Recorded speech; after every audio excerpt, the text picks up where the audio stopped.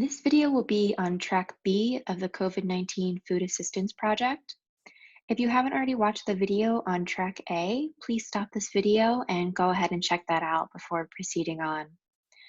So in the volunteer guide, we can just scroll through all these things that we've already covered until we reach track B. So you should have already entered your information, but if you haven't, please go ahead and do that. Again, you just have to do that one time, but that was covered in the track A video. So really the essence of this track is to search for new food resources we don't already have information on. And then once you've found those sites, to input them into our AirSite list so volunteers can begin calling and make sure the list is up to date. If you're not sure where to start, you can definitely just use traditional web searches, check out community groups and boards or social media channels. Please do note though, we do have a separate team of volunteers focusing exclusively on New York City. So please do try to avoid looking into any New York City sites so we can avoid duplicating work. So if you're still not sure where to start, a lot of volunteers will maybe check out resources in their neighborhood or their state, or perhaps they have family or friends living in another state that they'd like to support the efforts there.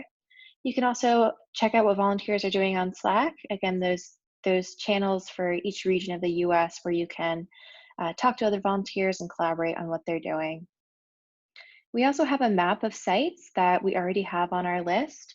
And just a caveat here, this is not updated in real time or daily. It's updated about twice a week. So when you're looking at it, it may not be the most up-to-date information, but sometimes it is a nice visual for seeing what areas we haven't really focused on yet. So you can see there's definitely large regions here that we don't have volunteers looking into quite yet. And if you are curious, you can zoom in this map a little bit and check out the sites we already have, and it'll have the information in there. And if you're still stuck, of course, reach out to us by email or Slack, and we can definitely help you out with that. So once you've found a site, first you want to make sure we don't already have the site in our Airtable list. So I'm going to pretend that I found a site called Sarah's Food Pantry. So first I just want to use the search function over here and just do a quick search for Sarah's Food Pantry. Okay, I'm not seeing that. It looks like there's Sarah's Soup Kitchen, which is similar, but we don't already have Sarah's Food Pantry in our list. So that's great. That means that I can proceed with collecting details. So what you first want to do is you want to add the site's core information by clicking on this form here. And this is really just information you've collected by their website, so whatever they have publicly available online. So I know it's called Sarah's Food Pantry. It was added by me.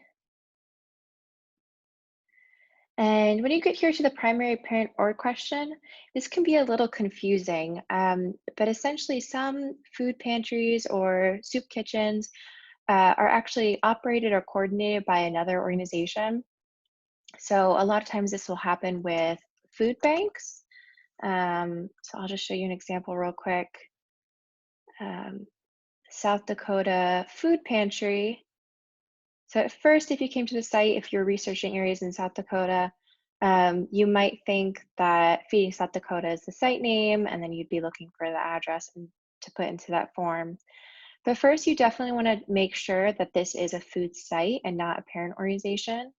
And you can easily figure that out by, hopefully, they have something like our programs, or they have a list of several different sites they're operating. So I can see here that Feeding South Dakota is actually a parent organization, and they operate a separate food bank, food pantry, mobile food pantry, and a few child hunger programs here. So I would actually input Feeding South Dakota as the parent organization, and then I would have to click into the separate food banks and food pantries, and then I could collect their contact information here. So that would be a separate list. So Let's see. So I can definitely, if I know that there is a parent organization, I can search for it. And I happen to know from my web search that the Sarah's Food Pantry is operated by the Sarah's Superfood Bank. So I can do that. If you do need to add a new parent organization, you can do so by just clicking this link here, and it'll give you a new form for adding a new parent organization. And that's when you'd go in here. So I would put Sarah Superfood Bank, added by me. I would mark it's a food bank, and then fill out any other information I'm able to gather online. Definitely the contact information and their address. So that can definitely be a little bit confusing. If you want to just see that written out, the difference between the parent organization and food banks, if you just go down to the best practices list, you can see that here that parent organization is defined with some examples as well as food sites. And if you're unsure if the location is a site or a parent organization, definitely just input it as a food site, making sure you only list one address. So if you see that there are multiple addresses, that's a good indication that it's a parent organization. But if you're unsure, just make sure you only list one address. It helps keep our information clean, and it also is just more useful to folks who are trying to go to these different locations. Okay, so I don't need to create a new food bank because I already know that it's Sarah's Superfood Bank. It's okay to skip this question if you're not sure if it's stocked by um, other organizations here. And if you're unsure, confused by that question, you can definitely just skip it. So this is a food pantry. This site subtype would be if the food pantry was happened to be located at a school. So you have a lot of meal sites located at schools or colleges. Also, a lot of churches or other places of worship might also be running a food pantry or soup kitchen. So that's where you'd want to select that. So I'm going to pretend that Sarah's Food Pantry is operated at a public college. And then you would go ahead and just put the address that you're able to find online and the rest of the information here. So I'm just going to quickly fill out just some quick information, just as an example. www.sarahs Food Pantry.